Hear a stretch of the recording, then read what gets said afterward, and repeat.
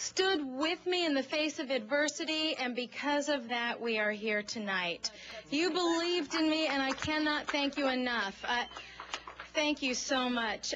I want to specifically thank all of our volunteers. We have an army of volunteers who are committed to a cause greater than themselves.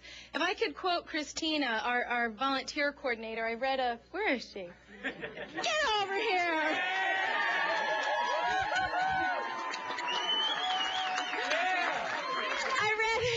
We do.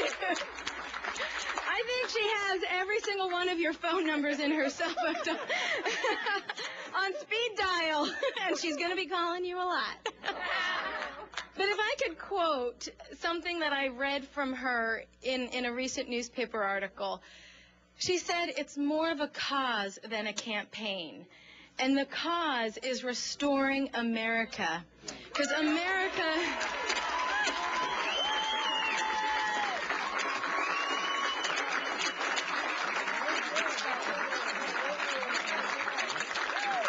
The America we're fighting for is worth restoring. I want to share a story with you about a gentleman that I spoke with named George right here at this Elks Lodge. But before I get to that story, I want to finish I can't thank everyone by name because we'd be here till midnight because so many people have sacrificed so hard. But I specifically want to thank the 9/12 Patriots for laying the foundation and stirring things up in Delaware.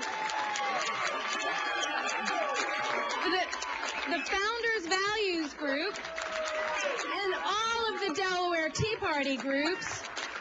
Okay, let's bring back in our panelists, Paul Begala, Eric Erickson, John Ridley, Kate Zernike. Eric Erickson, you're just listening to her. It's interesting. She talked about the 9/12 group. You know, Freedom Works, which backs a lot of Tea Party groups, did not support her, saying it's basically counterproductive because they didn't think she could win in a general election against the Democratic candidate. Why do you think it is worthwhile? Why is more important than getting that seat?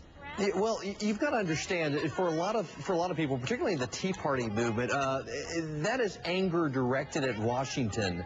A lot of people have said it's anger directed at Democrats or Barack Obama. It's anger directed at Washington. And you as a Republican cannot harness it without also having to deal with it on your side. We may have gotten Christine O'Donnell in Delaware, who may lose in November, and the odds are against her in the polling. But in the process, Republicans also got people like Marco Rubio and Ken Buck, Rand Paul in Kentucky, all of whom are looking good in the polls. Republicans in Washington have really misjudged the mood of the Tea Party movement, thinking they could co-opt it when the Tea Party movement really wants to burn them down as much as the Democrats. It's got to be scary, Kate, for mainstream Republicans sitting there watching this tonight. Absolutely. What's fascinating to me about what she said is that you listen to her and she says this is a cause greater than themselves. People who campaigned for her believed in a cause greater than themselves. And this is what you hear when you talk to Tea Party activists.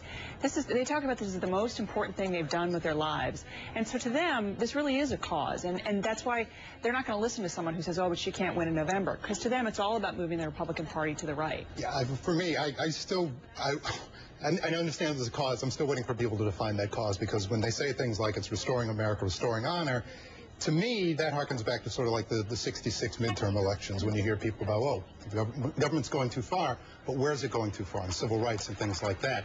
So to me, this is great. I'm always excited to see another party. I'm not crazy about the two-party system, but I'm still waiting for what does that restoring really mean, because at this point, for me, it's still codification.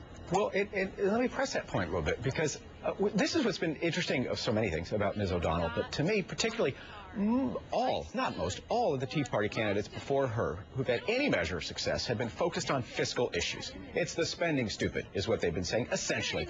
Occasionally they drift off, as Mr. Ridley points out, to Rand Paul in Kentucky commenting that this probably wasn't a good idea, but mostly they talk about fiscal issues.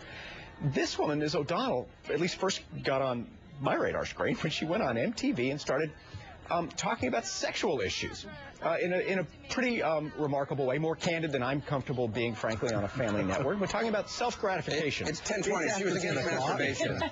She was against. Well, first off, if she doesn't like masturbation, she will hate the United States Senate. Okay.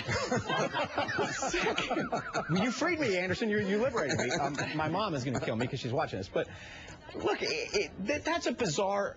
Look, that's not this. I mean, I talk to people at the Tea Party movement. Very few of them have said they want to remove the big O from the GOP. You know. know, that's just not the animating force out there right now in American politics, is criticizing self-gratification. Paul,